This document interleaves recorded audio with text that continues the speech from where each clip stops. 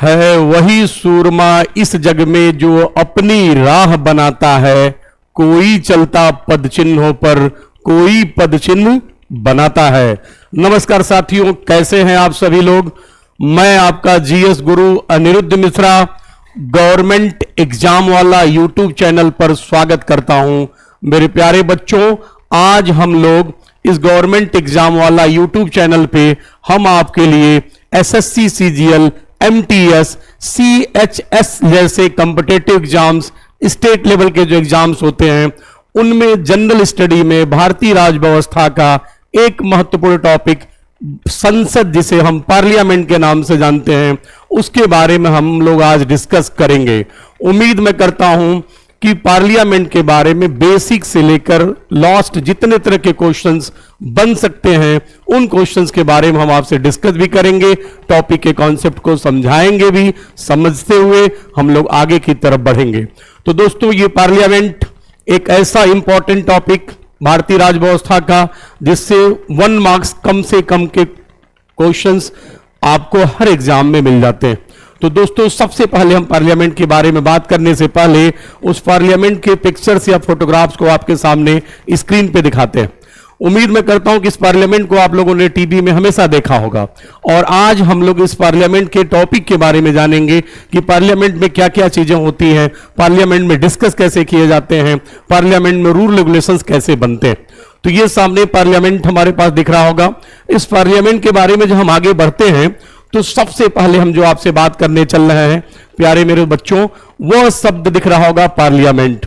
तो पार्लियामेंट से सबसे बड़ा जो कॉन्सेप्ट आता है, देखने को मिलता है कि सर ये पार्लियामेंट शब्द कहां से आया। तो एक देश है फ्रांस, जहां से ये पार्लियामेंट जैसे शब्द आपको देखने को मिलते हैं। पार्लियामेंट शब्द जो है फ्रांस से लिया गया, लेकिन इस पार्लियामेंट्री व्यवस्था की बात कर ले जाए, पार्लियामेंट्री सिस्टम की बात कर ले जाए, तो एक देश है ब्रिटेन, जहां से इस कॉन्सेप्ट को हम लोगों ने अडॉप्ट किया है। तो मैंने आपसे डिस्कस किया कि सर पार्लियामेंट शब्द जो है वो फ्रांस से लिया गया, पार्लियामेंट्री व्यवस्था की बात करेंगे तो वह हम लोग ब्रिटेन से अडॉप्ट किए। सामने दिख रहा होगा आपके पास, आर्टिकल्स के बारे में बात करते चलें तो उससे पहले हम छोटी सी बात और भी बताते चलें कि इस पार्लियामेंट के बारे में जो हम लोग बातचीत करते हैं वह इंडियन कॉन्स्टिट्यूशंस में पार्ट्स आपके पास दिख रहे होंगे, और वो पार्ट्स की बात करेंगे हम 5, जिसमें इस पार्लियामेंट के बारे में डिस्कस किया गया है। पार्लियामेंट के बारे में जानते हुए हम जब आगे बढ़ते हैं तो उसमें हम कुछ आर्टिकल्स की बात पहले कर लेते हैं।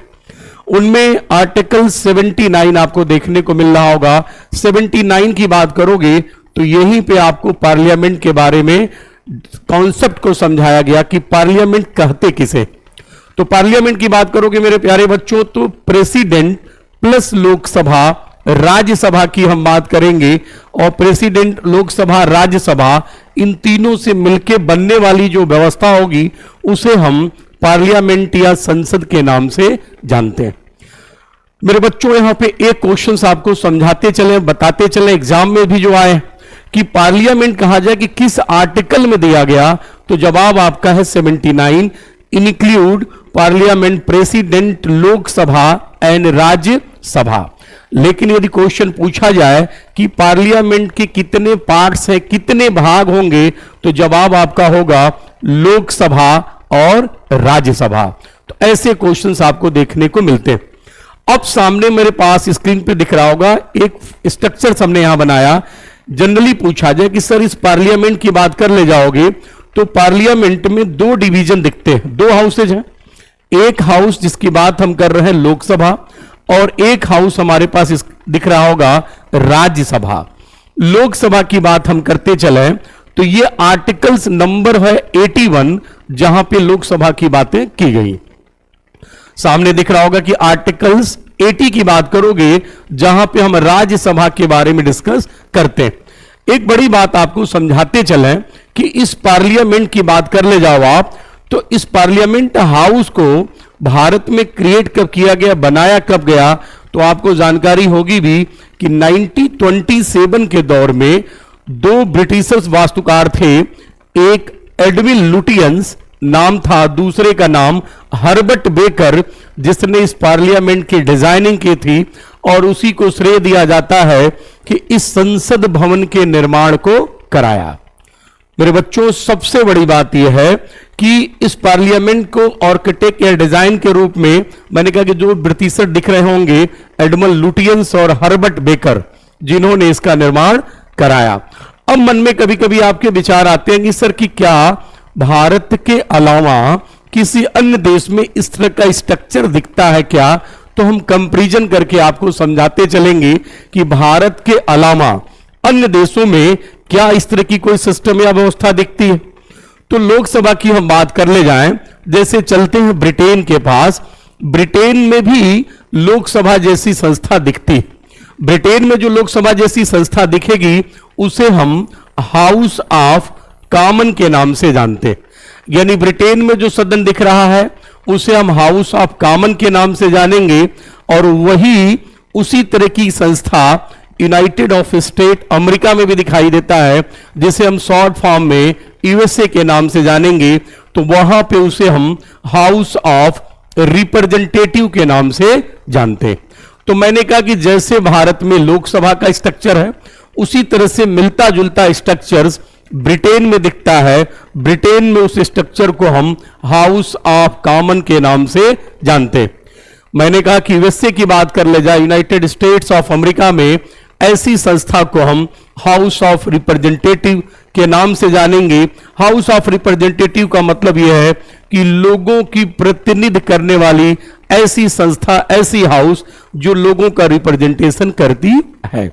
तो ये मेरे बच्चों क्लियर, आपको बात मेरी समझ में आ रही होगी कि मैंने कहा कि जैसे भारत में लोकसभा, वैसे ही ब्रिटेन में हाउस ऑफ कॉमन, वैसे ही यूएसए में हाउस ऑफ रिप्रेजेंटेटिव ऐसी संस्था दिखती है।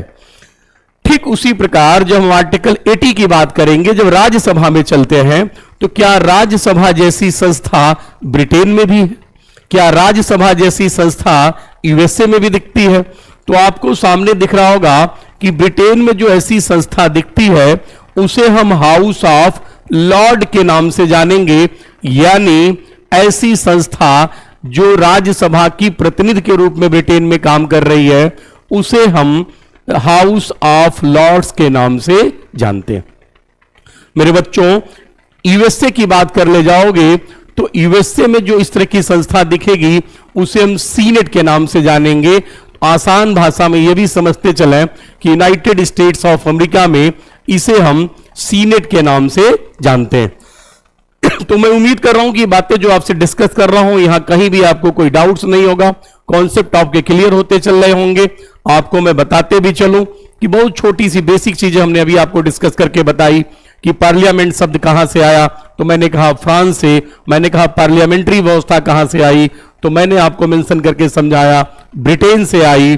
मैंने कहा कि पार्लियामेंट के डेफिनेशंस की बात की गई कि पार्लियामेंट का मेंशन किस आर्टिकल में किया गया, तो सामने 79 दिख रहा होगा, और 79 में पार्लियामेंट के बारे में समझाया गया। पार्लियामेंट में हमने यह भी बताया कि आप ये जानते रहोगे कि both houses, Lok Sabha, Rajya Sabha and president includes, इन तीनों को इंक्लूड करने के बाद हम उसके लिए एक शब्द यूज करते हैं जिसे पार्लियामेंट या संसद के नाम से जानते हैं। मैंने कहा कि पार्लियामेंट हाउस की बात कर ले जाओगे तो नई दिल्ली का नाम सुना होगा, वहीं पर एडमंड लुटियंस और हर्बर्ट बेकर जैसे लोगों ने इसकी डिजाइनिंग की, इसके वास्तुकार के रूप में जाने जाते हैं, जिन लोगों ने इसके कंस्ट्रक्शन के निर्माण में सहयोग किया। अब हम लोग बात करना शुरू किए थे कि राज्यसभा किस आर्टिकल में मेंशन है, तो आर्टिकल 80 की बात की गई। लोकसभा की बात कर ले जाओगे तो आर्टिकल 81 में इसके बारे में डिस्क्राइब किया गया। मैंने कंपैरिजन करके भी आपको समझाया कि ब्रिटेन में लोकसभा को किस नाम से जानेंगे, ब्रिटेन के अलावा यूएसए में किस नाम से जानोगे आप। सेम उसी तरीके की राज्यसभा में ब्रिटेन को किस नाम से जानेंगे, यूएसए में किस नाम से जानेंगे। तो इन बातों को समझा लिया हमने, आपको बता लिया। अब हम आगे बढ़ ले जाएंगे, कुछ और स्पेसिफिक आर्टिकल्स की बात करें जो सामने आर्टिकल 77 दिखता है। 77 में यह डिस्क्राइब करके लिखा गया कि भारत सरकार की कोई भी कार्रवाई होगी वो जनरली राष्ट्रपति के नाम से किया जाएगा। यानी सरकार कोई भी कार्य करेगी तो उसके गार्जियन के रूप में जो रिस्पॉन्सिबिलिटी होगी वो प्रेसिडेंट की होगी। ऐसी बातें 77 में दी गई। नीचे जस्ट हम जब बढ़ते हैं तो आर्टिकल 78 की बात कर ले जाएं तो काउंसिल्स ऑफ मिनिस्टर्स की बात कर ले जाओगे, यानी मंत्री परिषद की बात करोगे तो मंत्री परिषद इंक्लूडिंग पीएम कोई भी कार्य करते हैं उसकी सूचना राष्ट्रपति को देंगे, ऐसे प्रावधान किए गए। तो ये आर्टिकल्स है जिसको आपको जानते रहना है और इनसे नंबर्स ऑफ क्वेश्चन भी बढ़ते मिलते चले जाएंगे। मेरे बच्चों, अब आगे जब हम बढ़ते हैं तो सबसे बड़ी बात ये करें कि अभी आपने देखा होगा पार्लियामेंट पुरानी थी, लेकिन आदरणीय प्रधानमंत्री जी की देन है कि वो पार्लियामेंट का जो स्ट्रक्चर्स वो मेरे बच्चों क्या हुआ, बदल गया। और वो जो स्ट्रक्चर्स बदल गया, वो नई बिल्डिंग में नए कंस्ट्रक्शंस के साथ नई पार्लियामेंट हमें देखने को मिलती। अब इस नई पार्लियामेंट में मुझे लगता है कि जो आपके एग्जाम के पॉइंट ऑफ व्यू से इंपॉर्टेंट सवाल हो सकते हैं, क्वेश्चन जो बनाए जा सकते हैं, वो सामने दिख रहा होगा कि सर ये जो स्ट्रक्चर दिख रहा है, यानी ये पार्लियामेंट का जो आकार हमारे पास दिख रहा है, ये पार्लियामेंट का स्ट्रक्चर कैसा है, तो ट्रेंगुलर शेप में दिख रहा होगा, त्रिभुज के आकार का ये पार्लियामेंट का आकार दिख रहा है। मन में विचार ये भी आते हैं कि सर ट्रेंगुलर फॉर्म में है, तो इनमें मेरे बच्चों देखा होगा कि इस ट्रेंगुलर सीरीज में इनके किनारे किनारे जो स्ट्रक्चर दिख रहे होंगे उनके नामकरण कर लिए गए। ऊपर की तरफ दिख रहा है कि शक्ति द्वार, यानी ऊपर का जो हिस्सा दिखता है उसे हम नामकरण कर दिए शक्ति द्वार के नाम से जानते हैं। बगल का हिस्सा दिख रहा होगा, इस द्वार को हम बोलते हैं ज्ञान द्वार। उसके बगल में हिस्सा दिख रहा होगा जिसे हम बोलेंगे कर्म द्वार। यानी आपसे क्वेश्चन यदि एग्जाम में पूछा जाए कि नई पार्लियामेंट का जो स्ट्रक्चर है उसका शेप किस तरीके का है, तो मैं उम्मीद करूं कि आप बता ले जाओगे ट्रेंगुलर शेप दिखता है। और इनमें 3 द्वार की बात आपको दिख रही है। ऊपर मैंने कहा शक्ति द्वार, बगल में हमने कहा ज्ञान द्वार, और बगल में दिख रहा होगा कर्म द्वार। ऐसे नाम आपको दिख रहे होंगे। किसी भी चीज की शुरुआत करने वाला कोई ना कोई उसको डिजाइन बनाने वाला व्यक्ति ही होता है ना। और उस व्यक्ति की बात मैं करूं जिन्होंने नई पार्लियामेंट को डिजाइन किया, बनाया, ऐसे व्यक्तित्व का नाम है मिस्टर बिमल पटेल। तो बिमल पटेल साहब ने इस नए पार्लियामेंट की बिल्डिंग को कंस्ट्रक्शन के रूप में लाने का श्रेय उनको मिलता है। बड़ी बात है कि जो ये बड़ी बिल्डिंग बनी, इनमें लोकसभा और राज्यसभा आने वाले भविष्य को सोचते हुए कि नंबर्स ऑफ सीट्स की बात करें, चेयर्स की बात करें, तो उनमें सीटों की संख्या को इंक्रीज कर दिया गया। क्योंकि मेरे बच्चों आप जानते होंगे कि लोकसभा में नंबर्स ऑफ सीट का जो डिस्ट्रीब्यूशन किया जाता है स्टेट वाइज, वो अकॉर्डिंग टू पॉपुलेशन किया जाता है। सामान्य जानकारी के लिए आपको बताते चलूं कि जनरल जो कॉन्सेप्ट है ये 10 लाख यानी अबव 10 लाख 10 लाख की जनसंख्या पे एक मेंबर ऑफ पार्लियामेंट की सीट निर्धारित की जाती है। आने वाले दौर में ये उम्मीद है कि 2029 के दौर तक आते आते नंबर्स ऑफ पॉपुलेशन भारत की बहुत बढ़ गई, तो नए सेंसस के आधार पे सीटों की संख्या भी बढ़ाई जा सकती है। परसीमन के आधार पे ऐसी संभावनाएं दिख रही हैं। और इस भविष्य को देखते हुए आदरणीय प्रधानमंत्री जी के दिशा निर्देश में नंबर्स ऑफ सीट की बात करोगे तो जो चेयर्स बनाए गए लोकसभा में वो 888। ये जरूर आप याद रखें कि जो नया स्ट्रक्चर्स बनाया गया उनमें सीटों की संख्या की बात करें तो ये निर्धारित बेसिकली सीट बैठने के लिए 888 के फॉर्म में रखी गई। ऐसा ही स्ट्रक्चर्स हमें राज्यसभा में भी देखने को मिलता है। और राज्यसभा की बात कर ले जाओगे तो राज्यसभा में सीटों की बात कर ले जाओगे, उन सीटों की संख्या कितनी होगी, तो जनरली हम बोल ले जाएंगे कि 384 ऐसी संख्या हमें दिखती है। तो इस बातों को हम लोग समझते हुए फिर आगे की तरफ बढ़ते हैं अपने टॉपिक में। मन में कभी कभी विचार इस टॉपिक से रिलेटेड और भी बढ़ते चले जाएंगे कि जनरली पूछा जाए कि सर ये बताओ कि लोकसभा में टोटल सीटों की संख्या कितनी होगी, तो 550। प्रेजेंट टाइम की बात करोगे तो 550 मैक्सिमम हो सकती है। वर्तमान में 545, इनमें भी 2 हमने माइनस कर दिए, डिडक्ट कर दिए। डिडक्ट मेरे बच्चों इसलिए कर दिया कि जो इलेक्शंस कंडक्ट होंगे वो 543 सीटों पे होंगे।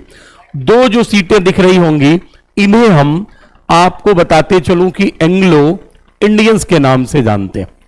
एंग्लो इंडियंस, और ये एंग्लो इंडियन दिख रहे होंगे जिन्हें आंग्ल भारतीय सदस्य कहते हैं। आपको पता भी होगा, जानकारी भी होगी, और हम बताते भी चले कि इंडियन कॉन्स्टिट्यूशन में एक अमेंडमेंट किया गया 104 नंबर पर, और 104 नंबर पे जो संवैधानिक संशोधन किया गया उनमें एंग्लो इंडियन की संख्या को, जो नॉमिनेशन की परंपरा थी, जो भारतीय राष्ट्रपति महोदय 2 आंग्ल भारतीय सदस्यों को मनोनीत करते थे, तो मेरे प्यारे बच्चों अब वो नॉमिनेट नहीं कर सकेंगे। ऐसा प्रावधान इस संवैधानिक संशोधन में करके बना दिया गया। तो इसलिए सीटों की संख्या जो हो गई बाई द इलेक्शन जो होंगे वो 5, 4, 3 सीटें होंगी जहां पर चुनाव कंडक्ट होंगे। 2 एंग्लो इंडियंस अब नहीं होंगे। कोई पूछे एग्जाम में, कहीं भी क्वेश्चन बन सकता है कि किस भारतीय संविधान संशोधन के द्वारा आंग्ल भारतीय सदस्यों के मनोनयन करने की परंपरा खत्म कर दी गई। जवाब होगा 104 अमेंडमेंट। इसके आधार पे इस तरह की परंपरा समाप्त हो गई। अब इसके बाद जो इसी क्रम में हम आगे बढ़ते चले जाएंगे तो आपको बताते चलूं कि मेरे बच्चों राज्यसभा में जनरल क्वेश्चन आए कि सीटों की संख्या मैक्सिमम कितनी हो सकती है, तो जवाब होगा 250, 250 मैक्सिमम हो सकते हैं। लेकिन वर्तमान की कंडीशन बोलोगे तो 245 आपको देखने को मिलते हैं। 245 की बात करोगे तो इनमें आप ये भी जानते रहेंगे कि 12 मेंबर जो होंगे ये बाय द प्रेसिडेंट, राष्ट्रपति के द्वारा मनोनीत किए जाते हैं। यानी कहने का अर्थ यह हुआ कि इलेक्शंस जो कंडक्ट होंगे वो 233 यानी 233 सीटों पे इलेक्शंस कंडक्ट होंगे। इस तरह के प्रावधान हमें देखने को मिलते हैं। यानी कभी भी कोई पूछे कि सर जो चुनाव होगा वो कितनी सीटों पे होगा, तो 233 सीटों पे चुनाव कंडक्ट होंगे। 12 मेंबर जो होंगे वो by the president nominate. By the president nominate का मतलब क्या हुआ? 12 सदस्यों को राष्ट्रपति मनोनीत करेंगे। ऐसे व्यक्ति को जो कला, ऐसे व्यक्ति को जो साहित्य, सामाजिक सेवा और विज्ञान की दुनिया में कुछ नए काम किए हो, तो ऐसे लोगों को नॉमिनेट करने का कल्चर जो आपको भारतीय संविधान में देखने को मिलता है, ये राइट्स राष्ट्रपति के पास दिख रहा होगा।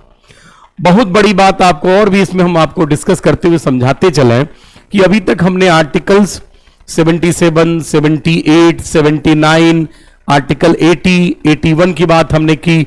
उसी तरह के आर्टिकल्स यहां दिखेंगे 82 जहां पे पॉपुलेशंस की बात की गई, जनगणना की बात कर ली गई।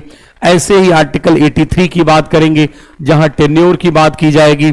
84 की बातें करेंगे हम आपसे आगे जहां पे एलिजिबिलिटी की बात की जाएगी कि कैसे व्यक्ति को हम लोकसभा में या सदस्य के रूप में शामिल करेंगे। मेरे बच्चों एक बड़ी बात आपको समझाते चलूं कि ये जनरली जो कॉन्सेप्ट है इसमें कुछ नंबर्स ऑफ आर्टिकल डिस्कस करते हुए फिर हम एक एक के बारे में कॉन्सेप्चुअल बातें आपसे आगे करेंगे।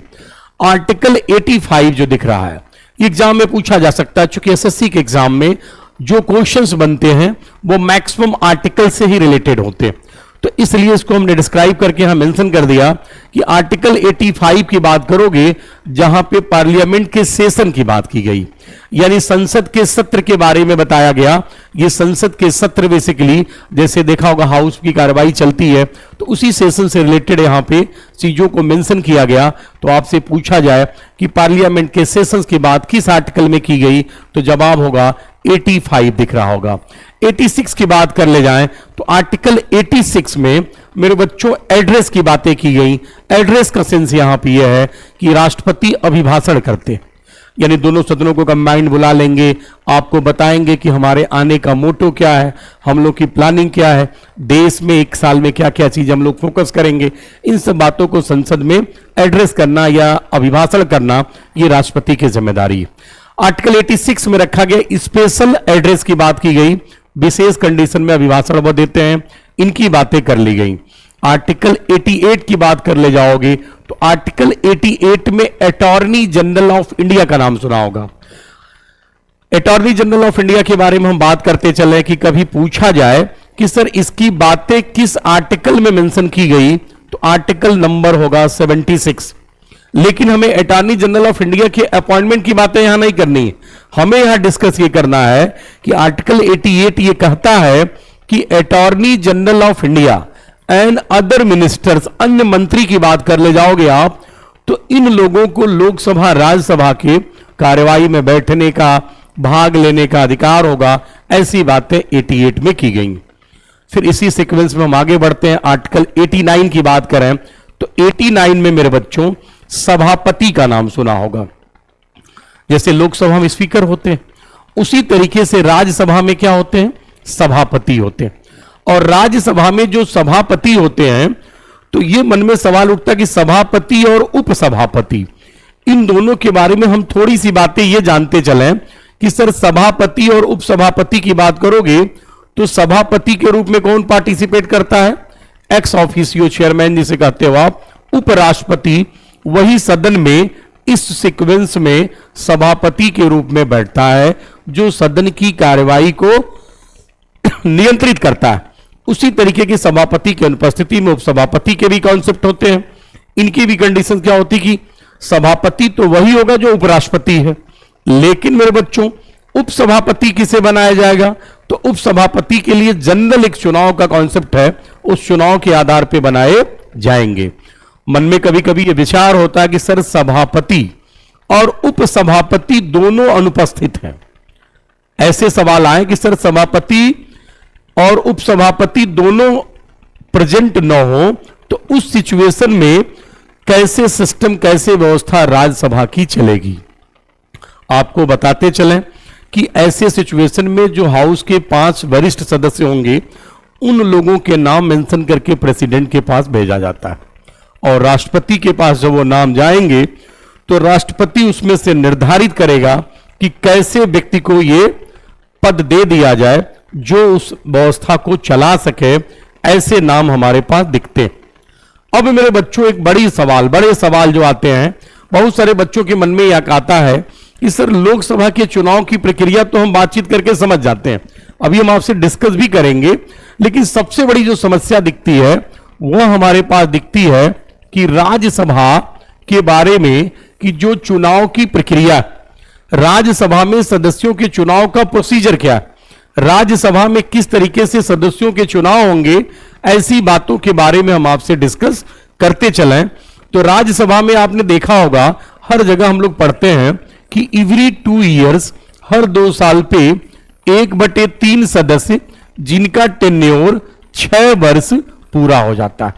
मैंने आपसे कहा कि हर 2 वर्षों पे 1/3 सदस्य ऐसे होंगे जिनका टेन्योर क्या होगा मेरे बच्चों? जिनका टेन्योर 6 ईयर कंप्लीट हो जाएगा। ऐसी कंडीशन दिखती है। यह हम जानते रहेंगे कितने समय पे? हर 2 साल पे 1/3 सदस्य होंगे जिनका टेन्योर कितना कंप्लीट हो जाएगा मेरे बच्चों? तो जवाब आपके मन में तुरंत आएगा कि सर उनका टेन्योर जो है वह क्या होगा? कंप्लीट हो जाएगा। ऐसी कंडीशन यहां दिखेगी। तो एक एग्जांपल देके हम आपको समझाने का प्रयास करते हैं। मैंने कहा कि हर 2 साल पे 1/3 सदस्य। अब जैसे मान लिया जाए कि 1/3 सदस्य जिनको 2010 में अपॉइंटमेंट किया गया, मान लिया जाए कि 1/3 सदस्य अपॉइंटमेंट किए गए 2010 पे, अब उनका जो टेन्योर कंप्लीट क्या हो जाएगा? 2016 में 6 साल हो जाएगा। फिर नीचे जब बढ़ते तो 1/3 होंगे, मान लो 2012 में कर दिए गए, तो 2012 में कर दिए गए तो उनका टेन्योर कितने दिन पे कंप्लीट हो जाएगा? 2018 में हो जाएगा। फिर 1/3 कर दिए गए 2014 में, तो उनका टेन्योर कितने दिन में कंप्लीट हो जाएगा? तो जवाब तुरंत आपका होगा कि सर 2020 में। तो ये सीक्वेंस होगा। जैसे मान लिया जाए कि 80 यहां, 80 यहां पे, 80 यहां पे, तो लगभग मान लिया जाए कि 80 का जोड़ने का सेंस ये है कि यहां पे 250 मैक्सिमम होंगे। होते कितने मेरे बच्चों? 245। इनमें 12 डिडक्ट कर दोगे तो अब ऐसे कंडीशन में जिन पे चुनाव होंगे वो इसी क्रम में चुनाव उनके होते रहते हैं। ये सिचुएशन हमें दिख रहा होगा। तो इसको आप ध्यान से देखें, इसकी स्क्रीनशॉट भी ले लेंगे आप। कहीं भी कोई डाउट्स भी होगा तो आप कमेंट करके लिख सकते हैं, अपनी बात को बता सकते हैं। आप ये ध्यान से देखें। उम्मीद मैं कर रहा हूं कि ये कॉन्सेप्ट आपके पास क्लियर सुनाई दे रहे होंगे। इनमें कोई दिक्कत आपके मन में नहीं होगा। किसी को इसमें कोई डाउट्स हो तो वह क्वेरी करके पूछ सकता है। अब इसी सीक्वेंस में हम लोग आगे बढ़ेंगे, जिनके बारे में हम बातचीत करेंगे। ये मेरे बच्चों उम्मीद है कि यहां पे कोई डाउट आपके मन में नहीं होगा। इसी तरह की बातें कर ले जाएंगे तो आर्टिकल 93 की बातें करेंगे और आर्टिकल 93 की बात कर ले जाओगे, जहां पे लोकसभा अध्यक्ष की बात करोगे कि मेरे बच्चों लोकसभा अध्यक्ष और लोकसभा उपाध्यक्ष के बारे में हम लोग बातचीत करेंगे कि सर कैसे लोकसभा अध्यक्ष और कैसे लोकसभा उपाध्यक्ष होंगे, इनके हटाने उठाने का तरीका क्या है, कैसे इनके चुनाव होंगे, इन सब के बारे में हम आपसे आगे बातचीत करना शुरू करते हैं। तो सबसे पहले आर्टिकल 93 की बात करेंगे और जहां पे स्पीकर ऑफ लोकसभा के बारे में मेंशन किया गया, जिन्हें आप देखें इनमें कहीं भी कोई डाउट्स आपके मन में नहीं होना चाहिए। उम्मीद मैं करता हूं कि इस बात को आप समझ पा रहे होंगे। इनमें कोई डाउट्स आपके मन में नहीं आ रहा होगा, किसी को कोई दिक्कत हो तो आप पूछ सकते हो कि सर यहां पे बातें की गई हैं, यहां पे कंडीशन जो दिख रही होगी कि किस तरीके से बताई गई है। तो ये मेरे बच्चों जानते हैं लोकसभा स्पीकर और एक का नाम हमने क्या बताया, डिप्टी स्पीकर के बारे में। लोकसभा स्पीकर की बातें किस आर्टिकल में दी गई है, 93 में। अध्यक्ष और उपाध्यक्ष के बारे में यहां डिस्कस करके रख लिया गया। अब मेरे बच्चों ये है कि जनरली उसी में कॉन्सेप्ट अभी देखेंगे जब हम पार्लियामेंट की शब्दावली के बारे में बात करेंगे कि सर लोकसभा के अध्यक्ष के चुनाव कैसे होते हैं, चुनाव हो गए तो उन्हें हटाया कैसे जाएगा। तो आपको दिख रहा होगा कि सर सामान्य मेजोरिटी के आधार पर उन्हें क्या करेंगे, हटा ले जाएंगे। तो इन बातों को हम लोग डिस्कस कर लिए। अब हम एक एक के बारे में जितनी बातें हमने आपको डिस्क्राइब किया वो समराइज करके हमने समझाया। सामने जो दिख रहा होगा हम पार्लियामेंट के बारे में जितनी बातें हमने मेंशन की उनको आप देखते चलेंगे। सर ये पार्लियामेंट है, सामने दिख रहा है। इस पार्लियामेंट के बारे में कहा जाता है कि बोथ हाउसेस, दो हाउसेस दिख रहे हैं। एक का नाम अभी हमने बताया था कि काउंसिल ऑफ स्टेट्स कहा जाता है, दूसरे के बारे में हम बात कर ले जाएंगे तो हाउस ऑफ पीपल कहते हैं। तो मेरे बच्चों एमटीएस में, सीजीएल में कई बार ऐसे ही क्वेश्चंस पूछे गए कि सर ये बताओ कि राज्यसभा को किस अन्य नाम से जानते हैं। तो हम उसे कह सकते हैं कि सर उसे हम काउंसिल ऑफ स्टेट के नाम से भी जानते हैं। हाउस ऑफ पीपल की बात कर ले जाओगे तो लोकसभा को हम बोलते हैं और लोकसभा को हम हाउस ऑफ पीपल के नाम से जानेंगे। ऐसी भी कंडीशंस हमारे साथ दिखती है, यानी लोगों का रिप्रेजेंटेशन करती है, लोगों की प्रतिनिधि करती है, ऐसी कंडीशन दिखती है।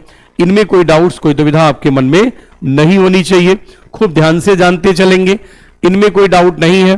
तो काउंसिल ऑफ स्टेट की बात करोगे, ये मेरे बच्चों दिमाग में फिट कर ले जाना कि कितने मेंबर्स होंगे, 250 मैक्सिमम। कितने नॉमिनेट किए जाएंगे, 12। कितने पे मेरे बच्चों सामान्यतः क्या होंगे, इलेक्शन के प्रोविजंस। तो देखो यहां ध्यान से मेरी बात को सुनना, 250 मैक्सिमम होते हैं, लेकिन वर्तमान में कितने हैं, 245। 12 माइनस कर देंगे तो कितने बच गए, 233। तो 12 मेंबर जो होंगे ना, इनको राष्ट्रपति क्या करेगा, अभी आपसे बताए थे कि मनोनीत करता है। इन्हें राष्ट्रपति क्या करेगा, 12 को मनोनीत करेगा। और इस राष्ट्रपति जी से मनोनीत करेगा, मैंने अभी थोड़ी देर पहले कहा कि कला, विज्ञान, साहित्य, सामाजिक सेवा, ऐसे फील्ड में उन्होंने क्या किया हो, बेहतर कार्य किया। ये बातें समझ लेना।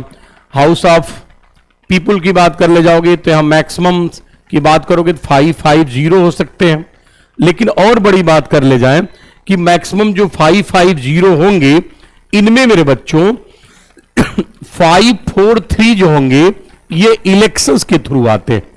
इलेक्शंस का मतलब निर्वाचन होगा।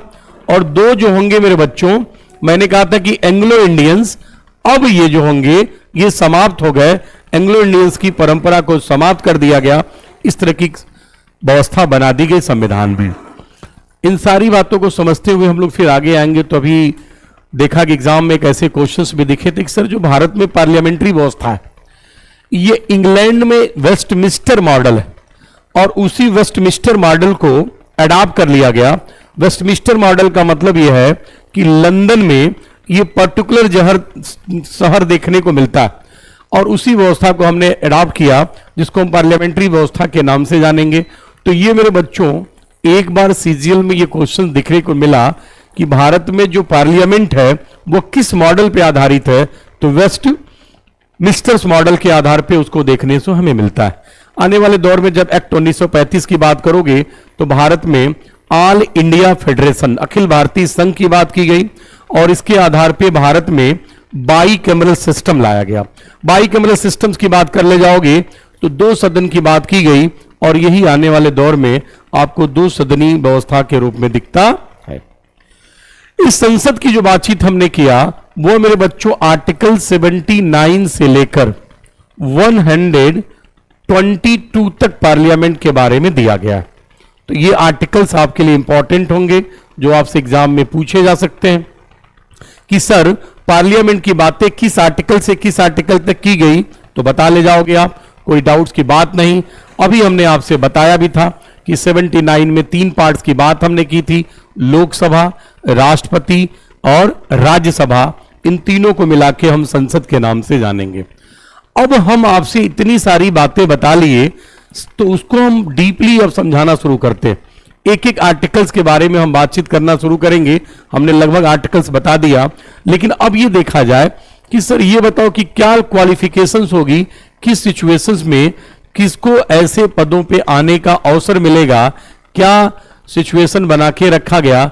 तो 84 की बात करोगे नंबर ऑफ आर्टिकल्स, इसी में क्वालिफिकेशंस की बात की गई, जिसे हम हाउस ऑफ पार्लियामेंट के सदस्य के रूप में जानते हैं। तो पहली बात क्या होनी चाहिए मेरे बच्चों संसद सदस्य बनने के लिए, वह भारत का नागरिक हो। वह भारत का क्या हो, नागरिक हो।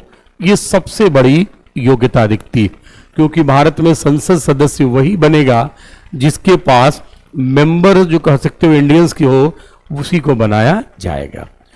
आयु की बात करें मेरे बच्चों, दूसरा जो मानक रखा गया, तो यदि लोकसभा की बात करोगे तो उम्र मेरे बच्चों कितने वर्ष, 25 वर्ष मिनिमम क्राइटेरिया है। और यही यदि मान लिया जाए कि राज्यसभा की बात कर लिया जाए तो राज्यसभा में 30 वर्ष आपको देखने को मिलेंगे। तो यह कंसेप्ट क्लियर हो जाना चाहिए कि must be citizenship of Indian. Lok Sabha या राज्यसभा का सदस्य वही बनेगा जिसने एज को कंप्लीट कर लिया हो। लोकसभा में 25 वर्ष, राज्यसभा में 30 वर्ष, ऐसे मानक को पूरा किया। अब बड़ी बात है लोकसभा राज्यसभा के बाकी क्या सर कंडीशंस।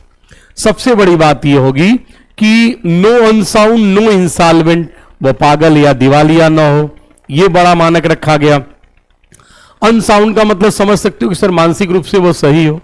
इंसॉल्वेंट का मतलब यह है, दिवालिया का सेंस क्या कि जो आपकी एसेट्स है वो आपकी लायबिलिटी से कम हो गई, तो ऐसे व्यक्ति को भी चुनाव में पार्टिसिपेट करने का अवसर नहीं मिलता है। तो यह भी हम जानते रहेंगे, यह भी मानक बनाया गया।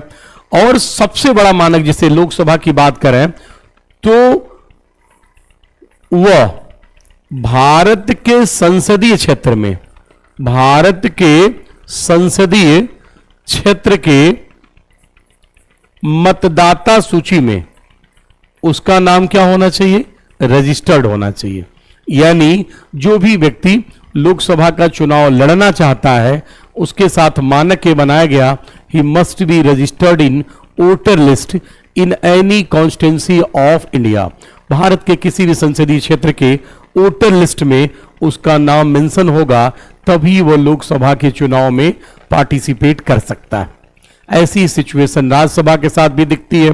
तो आपसे एग्जाम में कभी पूछा जाए कि लोकसभा सदस्य बनने की योग्यता क्या होगी, बहुत आसान शब्दों में वो भारत का नागरिक हो, एज 25 ईयर कंप्लीट हो, वो पागल या दिवालिया ना हो, वो लाभ के पद पे भी ना हो।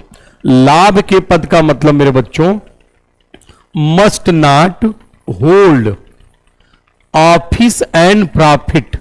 ऑफिस एंड प्रॉफिट का मतलब यहां पे क्या हो जाएगा कि वह सरकारी नौकरी में न हो या ऐसे कहीं जगह पे न हो जहां उसे सरकार के द्वारा कोई मानदेय मिलता हो, ऐसे सिचुएशन में नहीं होना चाहिए।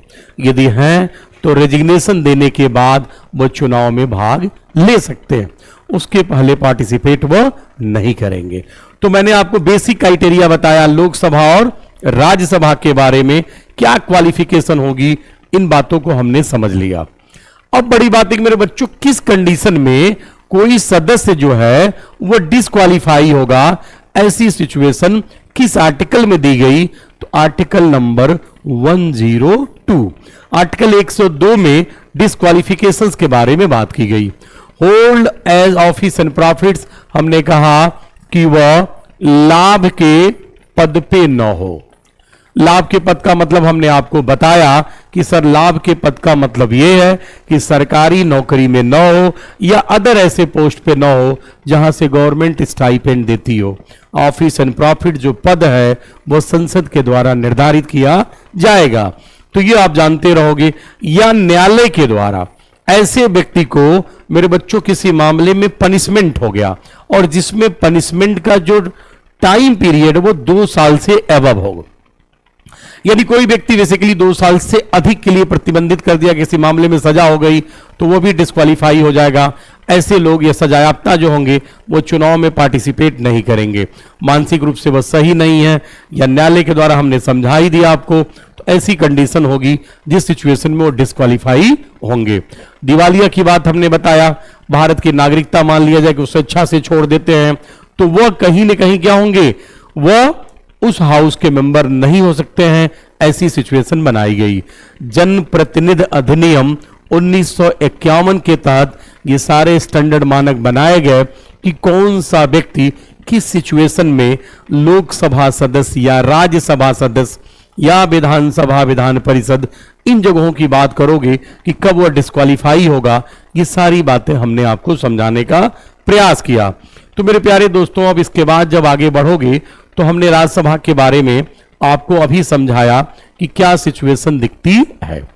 राज्यसभा में हमने एक बात आपको बताया कि सर कहां से कैसे किस तरीके से व्यक्ति चुन के आएंगे, क्या क्या परंपरा उनकी होगी, ये सारी बातें बता दिया। अब इस राज्यसभा से एक आध क्वेश्चन ऐसे भी हमने देखे जो नंबर्स ऑफ सीट के बारे में शेयर किए गए।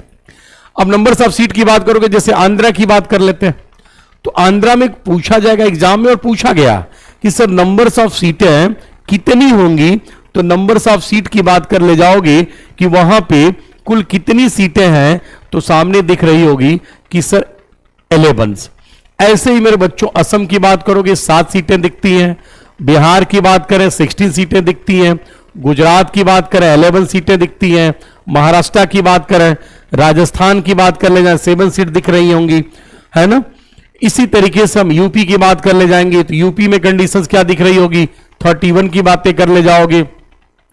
तो इनमें मेरे बच्चों सीटों को हम बताने का प्रयास किए हैं कि किस राज्य में कितनी सीटें होंगी, ये हम लोगों ने डिस्क्राइब करके रखा।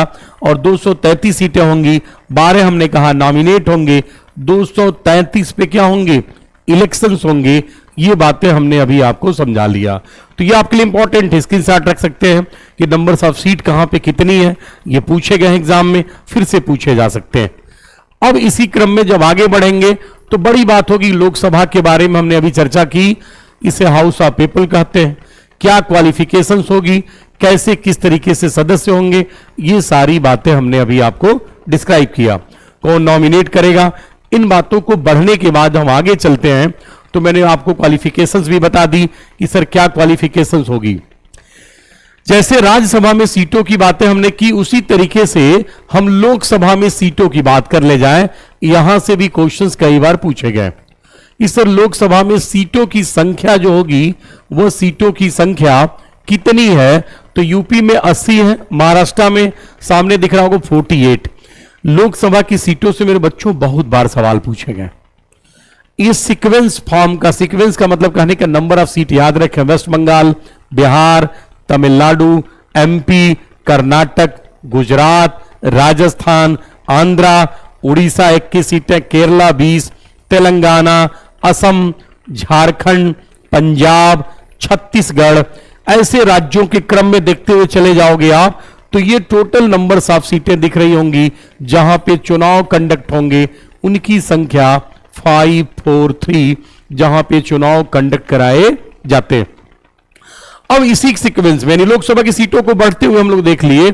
यूनियन टेरिटरी की बात करोगे, दिल्ली में, अंडमान निकोबार में, चंडीगढ़ में, दादर नगर हवेली, दमन दीव की बात करें, लद्दाख की बात कर ले, लक्षद्वीप की बात करें, पौंडीचेरी, जम्मू कश्मीर, ये नंबर्स ऑफ सीट आपको देखने को मिल रहे होंगे। तो ये मेरे बच्चों स्क्रीनशॉट रख लेंगे, क्योंकि लोकसभा की सीटों की बात और राज्यसभा की सीटों की बात आपको नंबर्स याद होने चाहिए।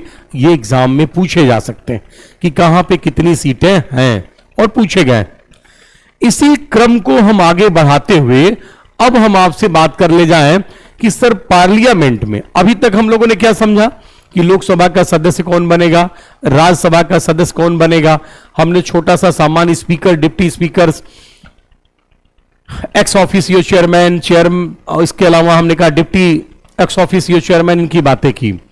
अब इसी को हम सीक्वेंस में आपके साथ लेके आ रहे हैं। पार्लियामेंट में जितने भी सदस्य होंगे, यानी पार्लियामेंट की बात कर ले जाओगे कि कितने मेंबर्स हमारे पास दिखते हैं, और उस पार्लियामेंट के मेंबर्स की हम बात करें तो उनके बारे में हम आपको समझाना शुरू करते हैं कि सर पार्लियामेंट में ऑफिसर कौन कौन से।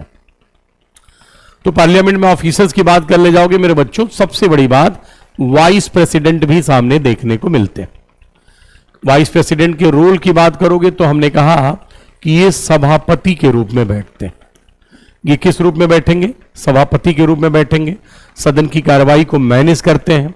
ऐसी कंडीशन दिखती है इनके साथ। डेकोरम को मेंटेन करेंगे, कैसे हाउस की कार्रवाई चलेगी, इन सबकी जिम्मेदारी किसकी होगी? इन्हीं की होगी। बड़ी बात यह है कि सामान्यतः किसी मुद्दे पे ये मतदान नहीं करते, लेकिन जहां भी डिसीजन वोट की बात आती है तो कास्टिंग वोट के रूप में ये पार्टिसिपेट कर सकते हैं। तो ये बड़ी बात है कि मेरे बच्चों, उपराष्ट्रपति के बारे में, उपराष्ट्रपति के चुनाव की बात करोगे तो ये टॉपिक अलग होगा, लेकिन ये जानते रहें कि हाउस के दोनों जो मेंबर्स होते हैं वही उपराष्ट्रपति के चुनाव में पार्टिसिपेट करते हैं, और उपराष्ट्रपति ही राज्यसभा की पूरी व्यवस्था को चलाते हैं। ऐसे प्रावधान दिखते हैं मेरे बच्चों। अब ये मन में सवाल उठता है कि ठीक है सर, संसद में शब्दावलियों में देखोगे तो एक शब्द दिखता है जिसको हम बोलते हैं प्रोटेम स्पीकर। क्या दिख रहा होगा हमारे पास? Pro tem speaker. आसान भाषा में बोले तो लोकसभा के अस्थाई अध्यक्ष की बात करोगे, नाम क्या आएगा? लोकसभा में अस्थाई अध्यक्ष।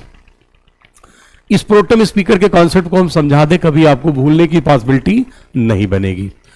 जब न्यूली लोकसभा, जैसे एग्जांपल दे कि 2024 में लोकसभा के चुनाव कंडक्ट हुए।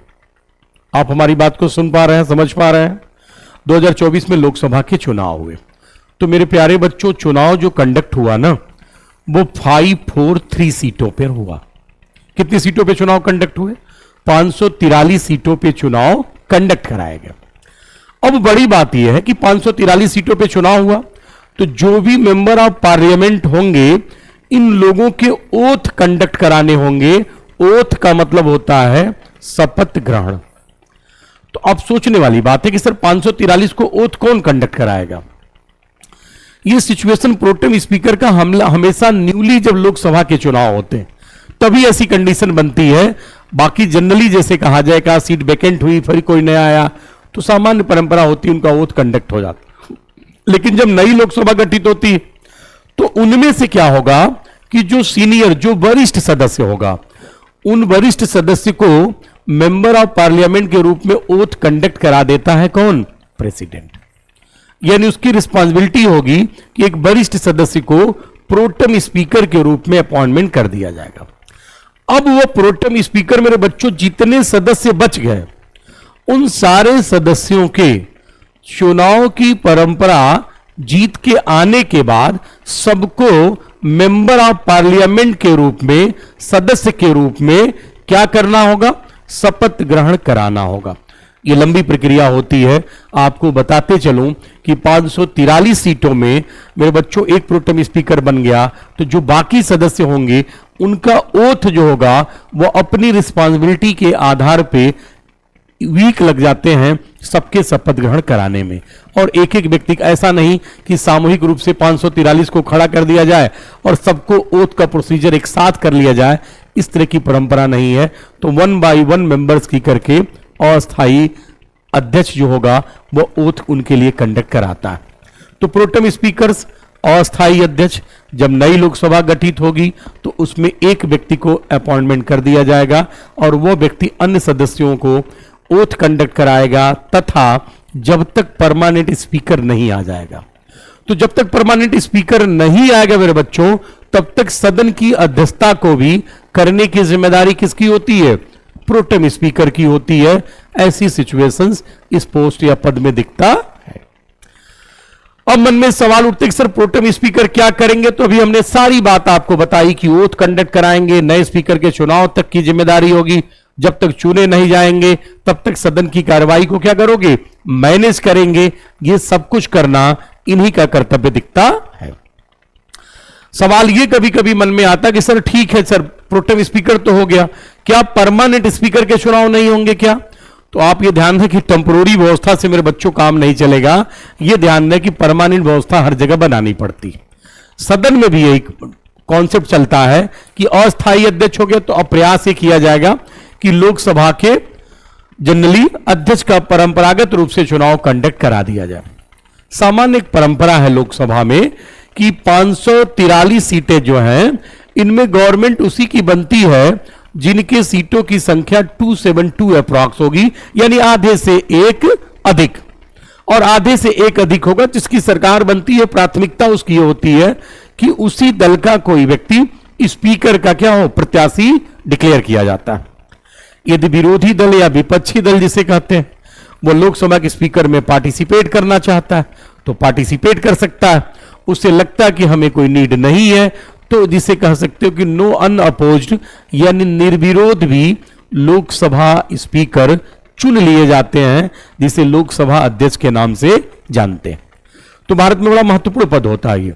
पूरे सदन की कार्रवाई, पूरे सदन में कौन कितना मिनट बोलेगा, क्या करेगा, ये सारी परंपरा का निर्वाह कौन करता है?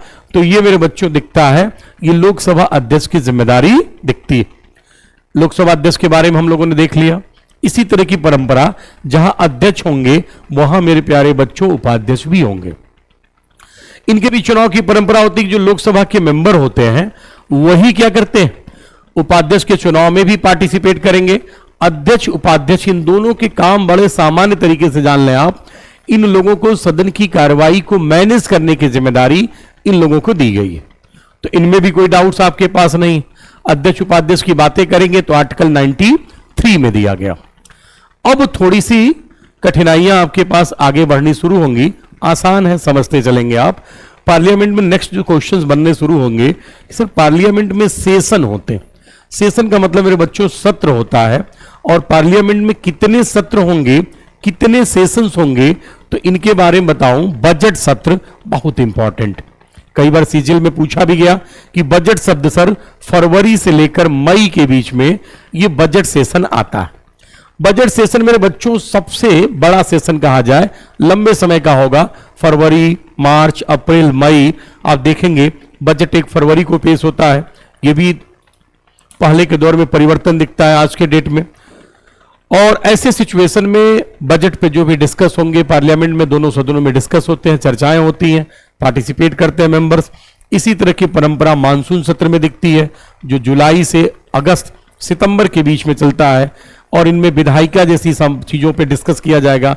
विधायिका मतलब सेंस ही कहने का, नियम कानून बनाने की बातें होती हैं, ये मानसून सत्र में ज्यादा फोकस किया जाता है। विंटर सेशंस की बात कर लें, नवंबर से लेकर दिसंबर तक, यानी मेरे बच्चों नवंबर से लेकर दिसंबर तक विंटर सेशन होगा। इसमें जितने पेंडिंग के बिल होते हैं, ऐसे बिलों में या इंपॉर्टेंट इश्यूज होंगे, या बजट में शॉर्ट टर्म की जो भी परेशानियां दिख रही होंगी, जहां पे अपोजिशन पार्टी को कोई विरोध होगा, विवादास्पद बातें होंगी, उन बातों को सॉर्ट आउट करने के लिए सत्ता विपक्ष दोनों बैठ के डिस्कस करते हैं। एग्जाम में 3 सत्र आएंगे। मैंने कहा कि सर पार्लियामेंट में 3 सत्र, बजट सत्र, टाइम ड्यूरेशन जानना कब से कब तक होगा, मानसून सत्र की बात कर ले जाओगे, और एक मेरे बच्चों विंटर सेशंस की बात करोगे, तो ये कब से कब तक दिखता है। इन तीनों सेशन में कोई प्रॉब्लम नहीं होनी चाहिए। हम उम्मीद करते हैं कि हमारी बात आपको समझ में आ रही है कि बजट सत्र, मानसून सत्र, विंटर सत्र, सेशन जिसे कहते हो आप, इन तीनों को हमने बताया, आपको समझाया। मेरे बच्चों अब इसमें पार्लियामेंट में कुछ और भी शब्दावलियां, और शब्दावलियों की बात कर ले जाओगे तो यहां पे ये दिखता है कि जनरली मेरे बच्चों संसद की शब्दावलियों में देखोगे तो पार्लियामेंट के सेशंस को कौन बुलाता है। तो पार्लियामेंट के सेशन यानी सत्र को बुलाने की रिस्पॉन्सिबिलिटी, एग्जाम में आए हो क्वेश्चन, हमेशा ध्यान दें कि काउंसिल ऑफ मिनिस्टर, मंत्री परिषद की सलाह पर राष्ट्रपति संसद के सत्र को बुलाता है। तो आपसे एग्जाम में पूछा जाएगा कि सर संसद के सत्र को कौन बुलाएगा, जवाब होगा राष्ट्रपति। किसके सजेशन पे, काउंसिल ऑफ मिनिस्टर्स के। ऐसे भी क्वेश्चन पूछेगा कि सर पार्लियामेंट में जो सेशंस होते हैं, एक सेशन से दूसरे सेशन के बीच में कितने का अंतराल होना चाहिए, तो आपको बताते चलूं कि मैक्सिमम जो अंतराल दिखता है वो मेरे बच्चों दिखेगा 6 महीने, यानी 6 महीने से अधिक का अंतराल नहीं दिखेगा। संसद के सत्रों के बीच में न्यूनतम जो टाइम पीरियड्स की बात करोगे तो ये दिखाई देगा, या मैक्सिमम, न्यूनतम ना कहा जाए, मैक्सिमम कहा जाए। बैठकों की बात करोगे, एक सत्र में प्रत्येक सदन की कई बैठकें होती हैं, यानी कई बार बातचीत होगी, ऐसी कंडीशन दिखती। पार्लियामेंट में फिर इसी शब्दावली से बनता ज्वाइंट, यानी हम संयुक्त बैठक की बात करें कि सर पार्लियामेंट में ज्वाइंट सिटिंग किस आर्टिकल में दिया गया, तो जवाब होगा 108। ये नंबर से मेरे बच्चों जहां पे ज्वाइंट सिटिंग की गई। ये विशेष परिस्थिति में ज्वाइंट सिटिंग का कॉन्सेप्ट आता है। जब भी राष्ट्रपति को किसी विधेयक पे गतिरोध दिखता है तो दोनों सदनों की कंबाइंड बैठक करा सकता है। ऐसे कई बार भारतीय संविधान में आपको देखने को मिलेंगे। जैसे 1961 की बात करोगे तो डाउरी एक्ट या दहेज एक्ट जैसे मामलों में ज्वाइंट सिटिंग कंडक्ट कराया गया। इसी तरीके की व्यवस्था 1978 में BAN के बैंकिंग एक्ट की बात करोगे, यानी बैंकिंग कानून में संशोधन किया गया, तब दिखता है। 2002 के दौर में पोटा जैसे कानून की बात करोगे तो यहां पे ज्वाइंट सिटिंग हुई। तो कभी एग्जाम में पूछा जाए कि सर संसद की संयुक्त बैठक किस आर्टिकल में दी गई, तो जवाब होगा आर्टिकल 108। पार्लियामेंट में ज्वाइंट सिटिंग कब कब हुआ, तो ये भी देखेंगे 1961 के दौर में, जब दहेज एक्ट या डाउरी एक्ट जैसे कानून लाए गए। बैंकिंग रेगुलेशन एक्ट में संशोधन किया गया 1978 में, तब ऐसे देखने को हमें मिलते हैं। और आगे बढ़ोगे 2002 में आतंकवादी गतिविधियों में जो संलिप्त थे उन लोगों के लिए सरकार ने कठोर कानून बनाया जिसे पोटा कहते हैं, प्रिवेंशन ऑफ टेररिज्म एक्ट। ऐसे जगहों पे ज्वाइंट सिटिंग कंडक्ट कराई गई। तो ये मेरे बच्चों पार्लियामेंट की शब्दावलियां। मैंने कहा सत्र कौन बुलाएगा, एक सत्र से दूसरे के बीच में डिफरेंसेस मैक्सिमम कितने के हो सकते हैं, एक सत्र में कितनी बैठकें हो सकती हैं, मैंने कहा कोई लिमिट की बात नहीं है। ज्वाइंट सिटिंग की बात कर लिया गया। स्पेशल सेशन भी कंडक्ट हो सकते हैं, विशेष सत्र किसी भी समय बुलाया जा सकता है यदि विशेष परिस्थिति उत्पन्न होती है तो। जैसे आपने देखा अभी भारत पाकिस्तान का मामला था, तो ऐसे डिस्प्यूटेड मामले में जरूरत पड़ेगी तो सर सेशन कंडक्ट कराए जा सकते हैं। ऐसी शब्दावलियां मेरे बच्चों दिखती है। अब देखा होगा पार्लियामेंट में मेरे बच्चों ऐसी भी शब्दावलियां आती, ऐसी भी चर्चा होती, पार्लियामेंट की कार्रवाई चल रही है, एकाएक मेरे बच्चों सत्ता और विपक्ष बैठा हुआ है और बातचीत चल रही, किसी मुद्दे पे डिस्कशन चल रहा है। कंडीशन होगा कि सर लोकसभा स्पीकर बैठा है, वो नाराज होगा, दिखाई देता है ऐसा, और वो क्या करता है कि पार्लियामेंट को मेरे बच्चों क्या करता है, एडजर्नमेंट कर देता है। एडजर्नमेंट का मतलब है कि संसद को स्थगित कर देता है। जैसे देखा होगा हमेशा डिस्प्यूट जब बनेगा, लगेगा पार्लियामेंट की कार्रवाई नहीं चल पाएगी, तो मुस्कुरा के बोलेगा द पार्लियामेंट इज द, क्या होगा, एडजर्नमेंट, यानी संसद को हम स्थगित करते हैं। अब ये स्थगन मेरे बच्चों क्या होगा, शॉर्ट टर्म के लिए हो सकता है, कुछ घंटों के लिए हो सकता है, एक दिन के लिए हो सकता है। ऐसी सिचुएशन बनती है, ये डिसाइड हाउस का स्पीकर करेगा कि पार्लियामेंट को एडजर्नमेंट कितने समय तक के लिए करेंगे। आपसे एग्जाम में पूछा जाएगा कि संसद में स्थगन क्या होता है, तो आपका जवाब यही होगा कि संसद में विशेष परिस्थिति में कार्रवाई अच्छे से सुचारू रूप से लगता है स्पीकर को नहीं चल पाएगी, तो वो पार्लियामेंट को कुछ समय के लिए, कुछ घंटों के लिए, कुछ दिनों के लिए एडजर्नमेंट कर सकता है, स्थगित कर सकता है। ऐसी मेरे बच्चों इसमें स्थगन का मतलब ये। सामने इस बात को समझने के बाद हमारे मन में आता है कि सर आपने देखा होगा पार्लियामेंट में अक्सर एग्जाम में पूछा गया सर कि प्रोरोगेशंस क्या होता है, सत्रावसान। तो नाम से ही सत्रावसान, यानी एक सत्र से दूसरे सत्र के बीच में सामान्यतः सत्रावसान जो दिख रहा होगा पीएम और मंत्रिमंडल की सलाह पे भारत के राष्ट्रपति के द्वारा औपचारिक रूप से मेरे बच्चों हाउस की कार्रवाई को क्या किया जाएगा, समाप्त किया जा सकता। मैंने कहा भी कि मैक्सिमम जो समाप्त करने की बात आएगी वह सिचुएशन मेरे बच्चों क्या होगा, अधिकतम 6 महीने का अंतर दिखता है। तो सत्रावसान हो गया। विघटन की बात कर ले जाओगे, डिजॉल्वेशन की बात करें, क्या लोकसभा को डिसॉल्व किया जा सकता है, तो आप ये भी जानते रहेंगे कि सर लोकसभा भंग भी की जाती। राज्यसभा की बात करोगे तो उसे भंग नहीं किया जाता। हमने पहले भी कहा कि हर 2 साल पे 1/3 सदस्य रिटायर होंगे, तो ऐसी कंडीशन में कभी ऐसा होगा ही नहीं कि सारे मेंबर्स एक ही बार क्या हो, हट जाए। ऐसी कंडीशन नहीं होगी। लेकिन लोकसभा मेरे बच्चों क्या होगा, डिसॉल्व होगा। तो ये पूछा जा सकता है कि लोकसभा और राज्यसभा में कौन सी सदन डिसॉल्व होगी, तो जवाब होगा लोकसभा। राज्यसभा को डिसॉल्व नहीं किया जा सकता है, ये भी मेरे बच्चों क्लियर समझते रहेंगे। कोई डाउट्स आपके मन में नहीं होना चाहिए। अब मेरे बच्चों हम आगे बढ़ेंगे तो पार्लियामेंट में क्वेश्चंस पूछने की परंपरा भी आपने देखी होगी। ये संसद में किस तरह के क्वेश्चन पूछने का परंपरा दिखता है। बड़ी बात यह कि सर पार्लियामेंट में मुस्कुराते हुए याद कर लो एक शब्द अक्सर पूछा था कि क्वेश्चन आवर। क्वेश्चन आवर क्या होता है मेरे बच्चों? क्वेश्चन आवर का मतलब जैसे क्लास में मान लीजिए हम आपसे मिलते हैं और पता चला कि आप हमसे सवाल पूछना शुरू कर देते हैं, तो एज ए टीचर होने के नाते रिस्पॉन्सिबिलिटी हमारी बनती है कि हम आपके क्वेश्चन का जवाब देंगे। उसी तरीके से हाउस में स्पीकर बैठा होता है और वहां पे चाहे लोकसभा हो राज्यसभा हो, जो सदन की कार्रवाई शुरू होगी तो मेरे बच्चों वहां पे क्या होंगे, क्वेश्चन संसद सदस्यों के द्वारा पूछे जाते हैं। और क्वेश्चन जो पूछे जाएंगे वो मेरे बच्चों सरकार से पूछा जाएगा। सरकार के जो मिनिस्टर्स होंगे वो उन क्वेश्चनों का जवाब देंगे। ऐसी परंपरा यहां दिखेगी, तो ये भी हम जानते रहेंगे। अब मन में सवाल उठता है सर पार्लियामेंट में कितने तरह के सवाल बन सकते हैं, कैसे क्वेश्चन पूछे जाते हैं। अभी तो ये अनुमति है कि पहला घंटा जो होगा उसमें सवाल पूछोगे, जिसे क्वेश्चन आवर के नाम से जानेंगे। संसद में मेरे बच्चों ये भी बड़ी बात दिखती है कि जो क्वेश्चन पूछे जाएंगे उस पर किसी क्वेश्चन पे स्टार लगा दिया गया। क्वेश्चन पे क्या कर दिया गया, स्टार लगा दिया गया। अब क्वेश्चन पे स्टार जब लगा दिया गया ना, तो ऐसे क्वेश्चन का जवाब कोई भी संसद सदस्य पूछता है तो पूछेगा तो मेरे बच्चों ऐसे क्वेश्चन के जवाब जो मिनिस्टर्स होगा उसे ओरल फॉर्म में देना होता।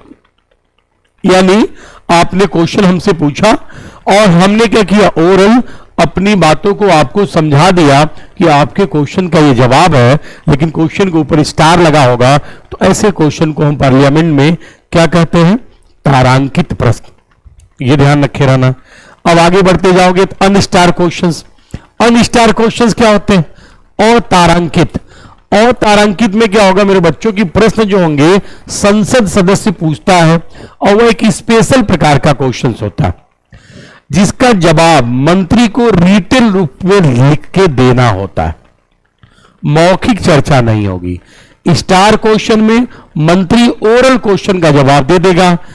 अनस्टार क्वेश्चंस में रिटन लिखकर मिनिस्टर्स को उसका जवाब देना पड़ता है। तो ये दोनों तरह के क्वेश्चंस आपसे बन सकते हैं।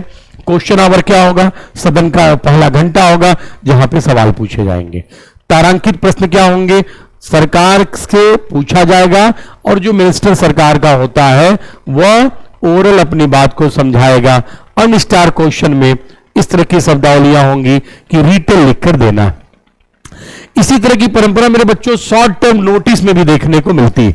शॉर्ट टर्म नोटिस में क्या होता है कि जनरली अल्प सूचना प्रश्न एक विशेष प्रकार का प्रश्न होता है ना, कि 15 दिन से कम समय में पब्लिक इंपॉर्टेंस के जो मुद्दे होते हैं ऐसे मुद्दों की चर्चा हम सार्वजनिक महत्व के मामले में कर सकते हैं। इनको हम बोलते हैं शॉर्ट नोटिस क्वेश्चंस। ये भी ध्यान रहे। आ जाओगे तो मेरे बच्चों अब इसमें सप्लीमेंट्री क्वेश्चन का भी कॉन्सेप्ट होता है। सप्लीमेंट्री का मतलब क्या होता है, अनुपूरक प्रश्न जिसे कहते हैं। सदन में किसी भी मंत्री द्वारा मौखिक रूप से उत्तर दिए जाने के तुरंत बाद उसका फिर से सवाल पूछ दिया जाए। यानी आपने कोई सवाल बताया मंत्री जी ने और पता चला कि मंत्री जी के सवाल पे फिर से नया सवाल हो गया, तो ऐसे क्वेश्चन को हम बोलते हैं संसद में सप्लीमेंट्री क्वेश्चंस या अनुपूरक प्रश्न के रूप में जानते हैं। इनमें भी कोई बच्चों मेरे दिक्कत आपको नहीं होगी। पार्लियामेंट में देखा होगा अक्सर शब्दावली आती है कि सर जीरो आवर क्या होता है। जीरो आवर का मतलब यह होता है कि शून्यकाल। अब मन में अक्सर शून्यकाल क्या होता है, तो शून्यकाल की बात कर ले जाओगे चाहे लोकसभा हो चाहे राज्यसभा की बात कर ले जाओगे, प्रश्न काल के ठीक बाद का काल, यानी क्वेश्चन आवर के ठीक बाद के आवर की बात करोगे तो उसमें मेरे बच्चों टाइम पीरियड 12 से 1 के बीच परंपरा एक ऐसी मानी जाती है। यह भी मीडिया के द्वारा दिया गया शब्द है, यह कहीं संवैधानिक रूप से जीरो आवर की बात नहीं की गई। और जीरो आवर में पब्लिक इंपॉर्टेंस के कोई भी क्वेश्चंस, यानी पब्लिक इंपॉर्टेंस का मतलब लोक महत्व का कोई सवाल है, तो ऐसे सिचुएशन में वह क्या करेगा, परमिशन लेकर 0 आवर में क्वेश्चन हाउस में पुटअप कर सकता है, जिसे हम शून्यकाल के नाम से जानते हैं। बहुत इंपॉर्टेंट 0 आवर्स, ये मेरे बच्चों दिखता हमारे पास है। इन बातों को हमने समझाया और आपको बताया।